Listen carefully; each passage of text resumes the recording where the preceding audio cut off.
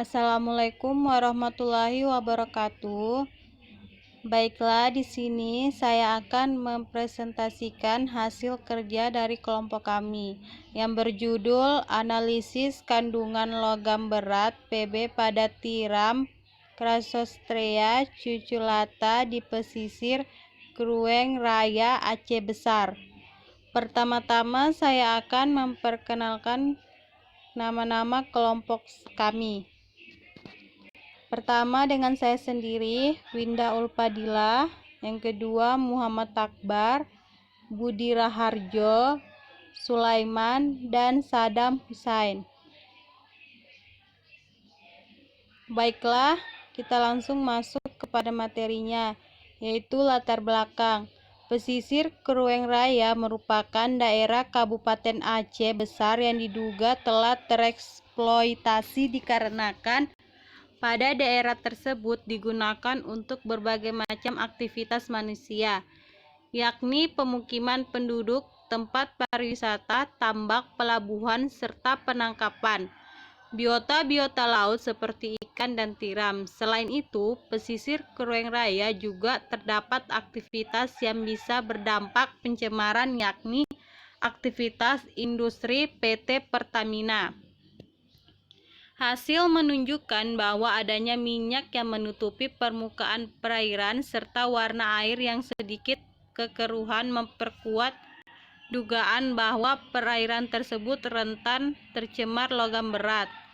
Logam berat berpotensi meningkat karena adanya proses industri yang menggunakan logam berat. Logam berat secara langsung maupun tidak langsung dapat membahayakan manusia seperti timbal dengan mengkonsumsi biota perairan yang terakumulasi, sehingga dapat mengakibatkan penghambatan sistem pembentukan hemoglobin. Adapun jumlah timbal yang diserap oleh tubuh hanya sedikit. Logam ini ternyata menjadi sangat berbahaya. Hal ini disebabkan senyawa-senyawa timbal dapat memberikan efek racun terhadap banyak organ yang terdapat dalam tubuh manusia. Assalamualaikum warahmatullahi wabarakatuh. Di sini saya akan melanjutkan presentasi metode penelitian, prosedur penelitian, penentuan lokasi stasiun. Penentuan lokasi dilakukan di 4 stasiun dengan metode purposive sampling yang dipilih atas dasar jenis aktivitas di sekitarnya yang dapat menimbulkan pencemaran. Penentuan stasiun tersebut adalah sebagai berikut: Stasiun 1 pelabuhan kapal minyak, Stasiun 2 pemberhentian kapal nelayan, Stasiun 3 kawasan mangrove, Stasiun 4 pelabuhan Malayati. Pengambilan sampel. Pengambilan sampel pada setiap stasiun dilakukan dengan cara berbeda sesuai dengan sampel yang akan diambil, seperti A. Pengambilan sampel air dilakukan pada kedalaman 1 meter di bawah permukaan air.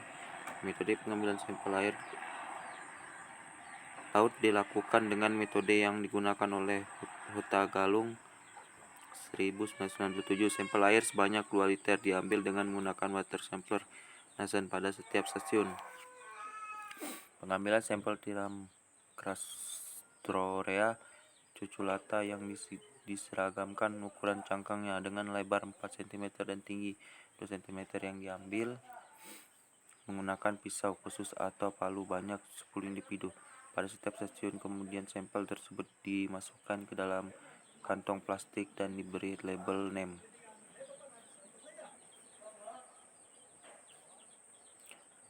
Perlaku sampel. Sampel yang sudah diambil pada titik lokasi masing-masing kemudian dimasukkan ke dalaman plastik dan ditambahkan air serta diberi oksigen dengan cara membuat lubang kecil pada plastik sampel dan selanjutnya diberi label. Kemudian sebelum sampel diukur menggunakan AES, sampel dicuci bagian cangkangnya dan diambil bagian dalamnya, diiris menggunakan gunting, kemudian masukkan ke dalam kurs porcelain dan ditimbang sebanyak yang diperlukan. Metode penelitian. Proses destruksi. Proses perlakuan logam Pb dalam air sebanyak 10 mili air laut disaring menggunakan kertas saring 0,45 menggunakan kompresor kedalaman gelas kimia 50 ml. Kemudian untuk membuat pH air laut kisaran 3,5 4 maka ditambah 1 ml larutan NO3. Apakah dituangkan sampel air ke kedalaman labu ukur 100 ml dan ditambah Aquades hingga di tanda batas, lalu dikocok selama 1 menit. Kemudian ukur dengan AS menggunakan nyala udara asetilen. Kemudian dari pesan saya, Assalamualaikum warahmatullahi wabarakatuh.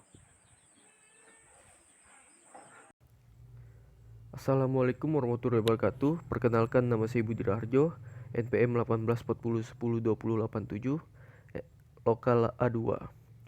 Proses perlakuan logam PB pada tiram Chrysostrea cuculata untuk logam PB. Sampel yang telah dihaluskan kemudian ditimbang sebanyak 5 gram di dalam porselen yang sudah diketahui bobotnya. Dimasukkan ke dalam gelas kimia 100 ml, kemudian ditambahkan HNO3 10 ml dan dipanaskan di atas hot plate hingga semua sampel larut. Diatur suhu hot plate 110 derajat Celcius. Setelah semua sampel larut, kemudian didiamkan lalu disaring dalam labu ukur 100 ml, lalu dilarutkan dengan Aquades sampai tanda batas. Pembuatan kurva kalibrasi. Kurva kalibrasi standar untuk penentuan logam PB diperoleh dengan menggunakan serapan larutan standar masing-masing unsur pada kondisi optimum unsur. Kemudian linearitas kurva kalibrasi dibuat dengan larutan standar PB dengan konsentrasi 1000 ppm di pipet 10 ml. Dimasukkan ke labu ukur 100 ml, ditambahkan HNO3 5N, diencerkan dengan Aquades hingga tanda batas, sehingga diperoleh larutan induk untuk membuat larutan standar. Kemudian larutan standar logam diencerkan sesuai kebutuhan. Untuk larutan standar PB digunakan 5 variasi konsentrasi, yaitu 0 ppm, 1 ppm, 2 ppm, 5 ppm, dan 10 ppm. Kemudian diukur pada panjang gelombang 217,0 nm. Berikutnya hasil dan pembahasan. Data hasil. Berdasarkan hasil penelitian, kadar pencemaran air tertinggi terdapat pada stasiun 2, dilanjutkan dengan stasiun 4, stasiun 1, dan stasiun 3. Untuk tiram kadar pencemaran logam berat PB, tidak terdeteksi oleh alat AAS. Tabel 4.1. Hasil penelitian kadar PB. Yang pertama, sampelnya air laut, satuannya miligram per liter, metode uji AAS, stasiun 1 1,774, stasiun 2 2,429, stasiun 3 1,701, stasiun 4 1,919. Baku mutu Men LH 2004 lampiran 9 0,05 mg per liter. Kedua, sampelnya Chrysostrea cuculata, satuannya miligram per kilogram, metode uji AAS. Stasiun 1 lebih kecil dari 0,001, stasiun 2 lebih kecil dari 0,001, stasiun 3 lebih kecil dari 0,0001, stasiun 4 lebih kecil dari 0,0001. Baku mutu SNI nomor 7387 2009 lampiran 10 1,5 mg per kilogram. Sekian dan terima kasih.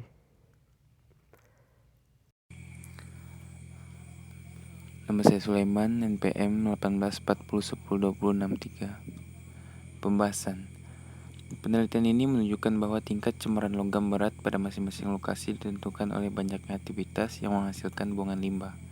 Menurut Rokyatun 2006, keberadaan logam berat di perairan laut dapat berasal dari berbagai sumber, antara lain dari kegiatan pertambangan, rumah tangga, limbah, pertanian, dan buangan industri.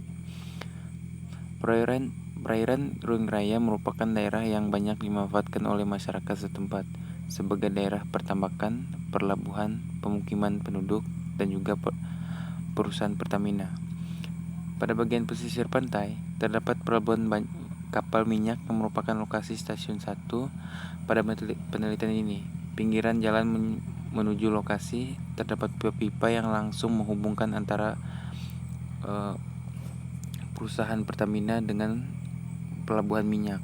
Pipa tersebut digunakan untuk mengalirkan minyak yang ada di kapal ke perusahaan Pertamina, yang kemudian minyak tersebut didistribusikan ke SPBU yang ada di Aceh, khususnya Banda Aceh dan Aceh Barat, Aceh Besar.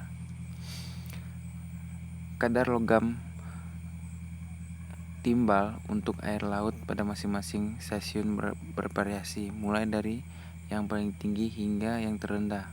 Tabel 4.1 menunjukkan bahwa nilai kadar logam tertinggi terdapat pada stasiun 2, yakni sebesar 2,49 magnesium. Kemudian diikuti oleh stasiun 4 yang memperoleh nilai sebesar 1919 magnesium. Kemudian stasiun 1 dengan nilai kadar logam sebesar 1774 magnesium. Dan terakhir adalah stasiun 3 yang memperoleh kadar logam timbal sebesar 1701 magnesium. Keempat stasiun tersebut memperoleh hasil di atas standar dari Keputusan Menteri Negara Lingkungan Hidup Nomor 51 Tahun 2004 yang telah diralat pada Nomor 179 Tahun 2004 tentang baku mutu air laut pada perairan pelabuhan sebesar 0,05 magnesium. Ya, Assalamualaikum warahmatullahi wabarakatuh. Perkenalkan, nama saya Sadam Husain, NPM 1840102109 dari lokal MSPC. Ya, di sini berdasarkan tingkat kecemarannya dapat dilihat bahwa nilai kadar PB pada stasiun 2 adalah nilai tertinggi, sedangkan nilai kadar PB pada stasiun 3 adalah nilai terendah. Untuk cemaran air laut, hal ini dikarenakan permukaan air laut pada stasiun 2 cenderung berminyak yang diakibatkan oleh kapal-kapal nelayan yang berhenti dan mengisi bahan bakar. Menurut hasil pengamatan di lapangan, pada saat kapal mengisi bahan bakar, terjadi tumpahan solar akibat pengisian bahan bakar yang tidak hati-hati oleh nelayan.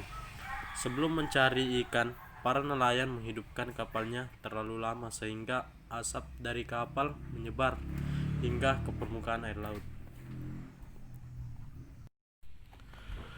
Logam PB pada tiram setelah diteliti di laboratorium diperoleh hasil di bawah standar dari SNI nomor 7387 tahun 2009.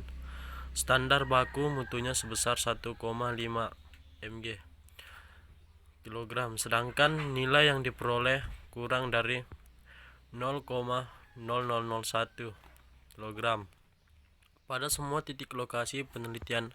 Artinya nilai kadar PB pada tiram ini tidak bisa dideteksi oleh alat AS karena nilai PB yang terkandung pada tiram sangat kecil. Hal ini berbanding terbalik dengan nilai kadar logam PB yang diperoleh pada air laut. Dari hasil penelitian yang telah dilakukan dapat diambil kesimpulan sebagai berikut. Kadar PB pada tiram Kukulata pada keempat lokasi penelitian menunjukkan nilai 0,0001 kg. Artinya masih di bawah ambang baku mutu SNI nomor 7387 tahun 2009. Tidak adanya kadar logam PB pada tiram disebabkan habitat dan pengaruh pasang surut, sedangkan kandungan logam berat untuk air laut di 4 titik lokasi penelitian menunjukkan bahwa kadar PB melebihi ambang baku mutu Men LH nomor 51 2004 yakni sebesar 0,05 mg. Kadar PB pada air laut tertinggi terdapat di stasiun 2 dengan nilai 0,2429 dan yang terendah terdapat pada stasiun 3 dengan nilai 0,1701 mg. Ya, mungkin itu saja penjelasan dari saya. Wabillahi taufiq wal hidayah. Wassalamualaikum warahmatullahi wabarakatuh.